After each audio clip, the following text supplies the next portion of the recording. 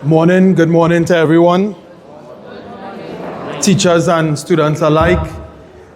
First of all, my name is actually Yusuf Diab.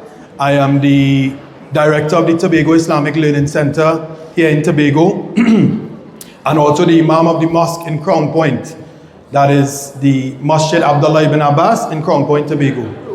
Now I've been afforded, the Masjid is the name for a mosque, right, in Arabic. So there are two in Tobago. I am, of course, the Imam of the one in Crown Point, as I mentioned. And I was afforded the opportunity, given the opportunity this morning to speak to you all about a topic that is of grave importance and one that is often misunderstood, surrounded by a lot of misconceptions. And our topic, of course, is Islam. And I would just like to shed some light briefly in the next few minutes about the reason why we should take an interest in at least learning something about Islam. We are a tolerant society. Trinidad and Tobago is a cosmopolitan society. And you find that at one point or another, at some point in our life, we would have encountered Islam, or we will encounter or come in contact with Muslims. And so it's important for us to share that level of tolerance by knowing a little something about Islam. So it is no secret that Islam, there are a lot of misconceptions, there are a lot of misinformation, and of course, deliberate disinformation about the religion of Islam spread by many entities, whether it be media, social media, or any other entity for that matter. And the unfortunate result of that is that at the very least, most of the average people, or most average people, will either end up, staying ignorant about Islam, or at the very worst, will end up delving into some stereotypes or creating some stereotypes that are false about Islam. And that is unfortunate, because the reality is, despite all the scrutiny, despite all the attacks, despite all the marginalizations that Islam faces in the world today, right here in Trinidad and Tobago, Islam is in fact the fastest growing religion in the world. There are some 2 billion Muslims in the world today. That means 1 in every 4 human beings on earth are Muslim. 6% of the population of Trinidad and Tobago is Muslim. So again, that means at some point or another, you will encounter a Muslim or you will encounter Islam. And so it is important for us to learn a little something about it for our own sake and for knowledge's sake. And regardless of the fact that Islam is under the microscope, as we see, and it's in fact the only religion that we see being scrutinized so much. Regardless of that, we still see that it is the fastest growing religion in the world. And why is that? We have to ask ourselves. Obviously, for intellect's sake, it means that people are being drawn to Islam for some reason or another. The fact remains that Islam is as much as a civilization as it is a religion. It is a way of life. And as a civilization, Islam has contributed to almost every form of academics that is being taught in the world today, whether holistically or in piecemeal. So everything that you learn in school today, or that you will go on to learn, has in some part or another been impacted by wholly or partially by Islam.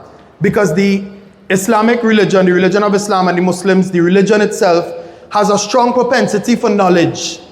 It invokes intellect and reasoning. And if you look at in the Islamic past, in the history of Islam, the fact remains is that Islam spans a history of some 14 centuries across all 5 continents. And it brought us things like all forms of mathematics, arithmetic, algebra, even modern day medicine is based off of an Islamic science that was developed in Islamic Spain, right? Even the algorithm that is the precursor to computers today.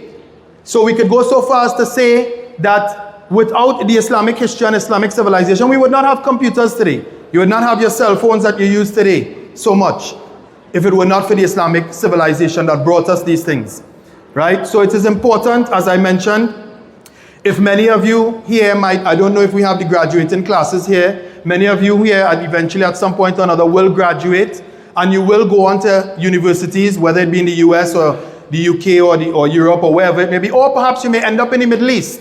Right now, some of the top or the prime first world countries in the world is the likes of United Arab Emirates, Dubai, Qatar, and all these places. And there's some of the top universities in the world. So at some point, as I mentioned, you will encounter Islam. And you will go on to universities that will no doubt, undoubtedly, any university you go to, any Ivy League university in America or other than there, has courses teaching Islam because of its importance, whether it be in history or other than that. Finally, what I want to mention is that this is the academic side of it. But Islam, the reality is, regardless of the fact that there are indeed people who misuse and misrepresent Islam, that is true for all religions, all ideologies, right? Islam is no different. So it is unfair that we, whether it be someone from the criminal entities of Trinidad or those who commit terrorism in the name falsely of Islam, it is unjust that we judge the entire religion or the entire Muslim population based on a fringe group or minority. If we were to do that and use that same yardstick, in fact, there would be nothing good we could say of anyone. Because if we look even, for example, at Christianity and the history of the Christian Christendom, it has a very bloody history. There's a lot of violent acts that have been perpetrated under the name of Christianity, but we do not paint a broad brush to all Christians based on the acts of these individuals. So it is important that we learn from the correct sources and know that Islam is a deeply spiritual religion as well. It is one that in its prime directive is to connect and emphasizes the connection of the human being with his creator. One that emphasizes such a connection without any intermediary, and this is important for us. So it also takes people, as we say, it takes people out of the darkness and the oppression and tyranny of polytheism and paganism and all the different forms of bad characters, superstitions and omens, these things that bog down society and bog down humanity as a whole, right? And brings them into the light of the worship of one true God, the God of Adam, the God of Abraham, the God of Moses, the God of Jesus, and the God of Muhammad, peace be upon them all. So I would like to say again in conclusion that our purpose and my purpose here, as I do the religious instruction class here, as well as I've been doing it in Speyside for a number of years, Speyside Secondary, and I do have ongoing classes as well online and whatnot.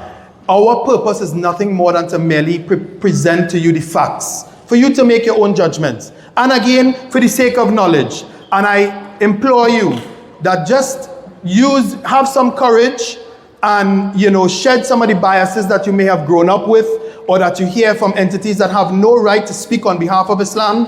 Try to shed some of those biases and take the time and the effort to distinguish between what is Islam and what is cultural. As we know, there are many cultural practices that occur around the world and people attribute it to Islam, but it has nothing to do with Islam. So again, I implore you to make an effort to try and, seek knowledge. As we all know, you all are, pursuing your careers. This is the start of some of you, of your careers in life, academically, but your spiritual journey is very important as well, if not more important.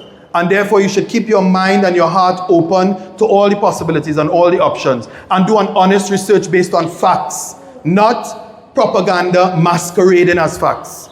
And go to the sources of the truth, wherever that may take you. So I pray that God Almighty bless us all and guide us all to that which He loves and is pleased with. And I thank you all for sharing this time with me here today.